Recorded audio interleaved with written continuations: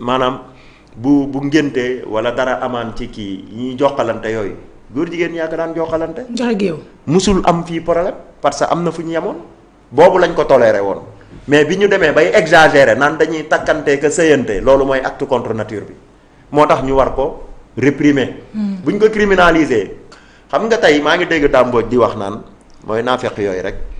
di wax naan non man bi ñuy dem ci Ousmane Sonko bokkoon naa ci ñi ci dem parce que réserve dafa signé avec réserve d'accord. mais Ousmane Sonko li muy wax ajul ngooñ xam nga lu tax.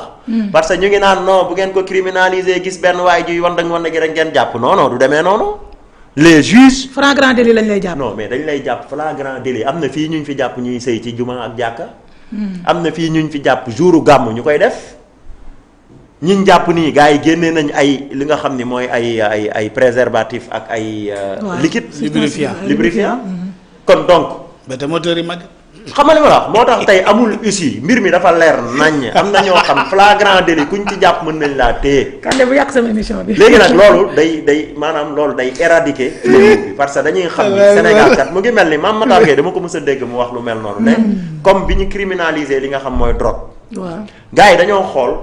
ne Sénégal boo xoolee maanaam ñu xool comme gars yi dañuy xool quoi espace bi quoi. espace UEMOA bi xam nga ne donc nañ xool réew bu nekk. pen bi ñaata la ko yóbbu bu ñu xoolee ni Sénégal moo gën a niiwle 10 ans la ñu ne grave nañu risqué boobu kon ñoom dañuy xool réew bu nekk ñu ngi xool yan schéma la teg nan lay réprimer li nga xam dañ koy tere. bu ñu gisee ni Sénégal lañ gën a la kii bi gën a pen bi gën a nooy. Sénégal la ñuy jaar.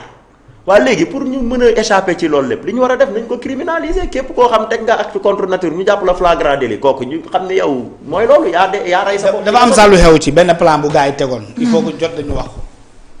bu ñu xamee ne ñoom góor jigéen ñi dañoo nekk ci ay kuréel yu mag. nekk ci industrie militaire bi dama bëgg nit ñi may dégg lu ñu dégg ma. nekk dans l'armée nekk ci ay haut grade fexe ba intégré. la haute posture maanaam de l'armée. yooyu yëpp da ciy am. fexe ba dans les pays. ñu gérer li nga xam ne moom mooy l'économie. mooy infiltré yi. voilà les infiltrés. loolu plan la bu ñu teg ñoom ñoo ngi ci ay kuréel. di waxtaan dafa mel ni boo am na benn jamono amoon na ay xaw ma ay chiites la ñuy leen di woowee xaw ma nan. les chiites buggoon. doxal restaurer ce qu'on appelle l'état islamique réellement pas sur le plan péjoratif mais au moment donné le monde arabe avait dominé le monde dans l'Afrique colonisation arabe xam nga mooy jiitu colonisation tubaab donc il y avait l'état musulman arabe dans le monde léegi ñoom bu ñu ñëwee surtout les homosexuels là qu'est-ce qu'ils se sont dit que ñun tant que ñoo ngi rester ci suñu état brut bii nii maanaam de l'insécurité du dox il faut que ñu dugg ci milieu bi nga xam ne moom moo nekk le milieu décisionnel dama bëgg nit ñi déglu ma bu baax plan bi ñu teg c'est un plan diabolique machiavélique pas machiavélique mais dangereux pour nos sociétés. yaa ngi dégg qu'est-ce qu'ils ont dit léegi il faut que ñoom ñu insérer ce qu'on appelle les instances de décision benn ensuite les instances d'influence instances de décision mooy l'État les assemblées nationales les présidents nekk ay présidents de la République. nekk ay ministre nekk ay primature nekk leneen ça c'est les instances de décision mais aussi les organes de juridiction maanaam ay cour suprême cour des comptes yaa ngi dégg tout ce qui est tribunal pouvoir bi la ñuy téye pouvoir bi nee nañ loolu maintenant ñu organiser wu nag et comment est-ce que cette organisation se fait dañuy ñëw di financer sa jàng yow maanaam yow tu as les armes bokk nga ci ñoom xam nañ ne yow ci nga bokk mais yaa ngi ci benn niveau d'étude bu kawewul nekk nga ci lycée teel nañ la détecter tu es une bonne graine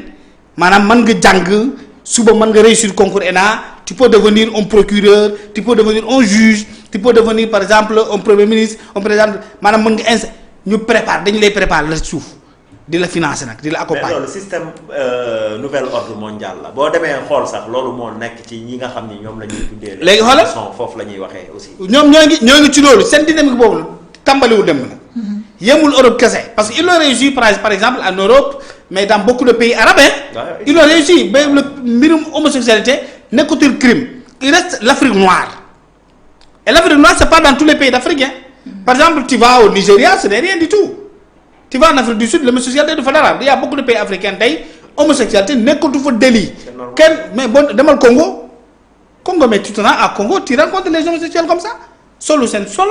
parfois ils sont violentés c'est vrai parce que léeg-léeg ñu rencontrer ay nit ñoo xam ne c'est des têtes carrées kenn mënu leen vraiment c'est des durs à cuire kenn mënu leen contrôler violenter leen mais après bu la nit ki yóbbee nu mu tudd tribunal yaay fay tu le dédommages mais il y a des pays comme le Sénégal qu'ils veulent contrôler parce que même sur le plan politique tu contrôles le Sénégal mais pratiquement tu contrôles la sous-région ñoo ngi nag ci dëkk bi fees bi dal commencer di financer boy yi di leen accompagner ci seen i jàng di fexe ba ñuy réussir seen concours les grands concours là lu mel ni magistrature avocat ñuy réussir di dugg ci suñu tribunaux yi mais attends nekk même dans le secteur privé yor ay entreprises yi mag tout de suite fàllu mën nañ la may ñaari oto loolu du dara jeew du jaaxaan tout de suite mën nañu def fàllu mu nekk un homme d'influence tout de suite loolu y a pas de problème on te met devant la vitrine ngay doxal ni nga ko bëggee loolu mu ngi dox ci réew mi il faut que ñu wax ko nit ñi xam ko il faut se méfier du nit ku ñëw waaye da nga baax da nga mën jàng dama lay dimbali bon suba y'a un forum attention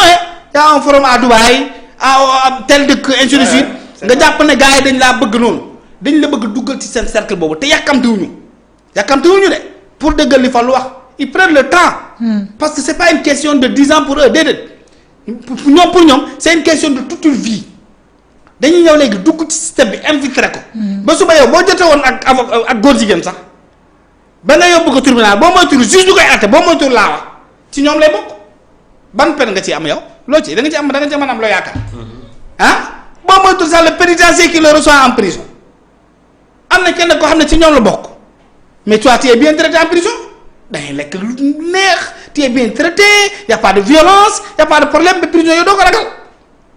parce que loolu nga xam ne mooy peine yi nga xam ne mooy accompagner difficulté yooyu mais ñoo ngi ci biir di la xaar boo ñëwee mais on va t'accueillir et y a un système un réseau bien installé qui fait que aujourd'hui ñun ñii nga xam ne ñun on est contre ak képp koo xam ne yaa ngi ci réew mi il faut que message yi ñu ragal démystifier ko wax ko déjà nit ñi xam ko ensuite mettre sur place un plan de combat de lutte parce que nag boo bàyyee mu daanu mais ils vont te marcher dessus te ñoom yàkkamte wuñu ñoom yàkkamte wuñu de fii ak 50 ans 100 ans la ñu yemale l'essentiel kon na mbir yi di dox xool comment ils avaient fait avec Macky Sall kii Barack Obama moo njëkkee ñëw indaale xaalis bu bëri Macky na ko noonu mënu nekk c'est pas possible quand Barack est retourné ça n'a pas passé kan la ñu andi Trudeau il est revenu encore avec beaucoup d'argent proposé le même il y a des milliards xam nañu tu as besoin tu es lâche tu es faible tu tombes dans le piège c'est un pacte avec le diable tu le signes ou tu ne le signes pas si tu le signes c'est fini c'est à vie donc loolu moo am ci adduna bi fii foofu la mbir yi toll. maintenant bon ils sont là fees fidèle nag parce que c'est toléré waa ji moo ko wax mu dëgg ko mooy li ko daal ci mbirum économie bi mais Fallou comment est-ce un premier ministre peut dire que la justice de mon pays elle est corrompue alors que ñëpp a xam nañ ne premier critère d'investissement dans un pays c'est le volet juridique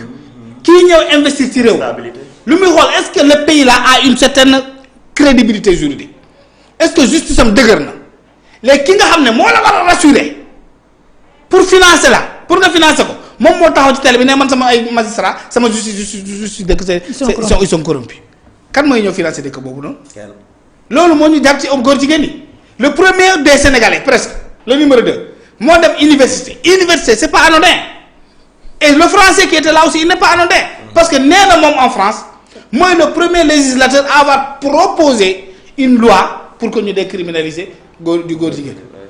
Mélenchon il n'est pas donc fortuit mais devant qui devant notre jeunesse devant notre jeunesse on amphithéâtre rempli à craquer foofu la Ousmane Sonko taxaw ne mais fii ci mim réew ñun góor jigéen dañ ko fi toléré et ils ont fait pire que Macky Sall pire que Macky Sall parce que Macky Sall n'avait pas parlé de tolérance Macky Sall avait dit man en tout cas mon gouvernement duñu réprimer marche góor jigéen dafa mës a am fekk maa ngi fi non loolu dafa njëkk wax ne duñ ko réprimer bu ñu bëggee marche nañ marche waaye ce que les populations en feront ñun suñu yoon nekku ci on ne peut pas le prévoir. ah oui parce que. xam nga loolu dafa leer ak les sénégalais. loolu wax nee na ñun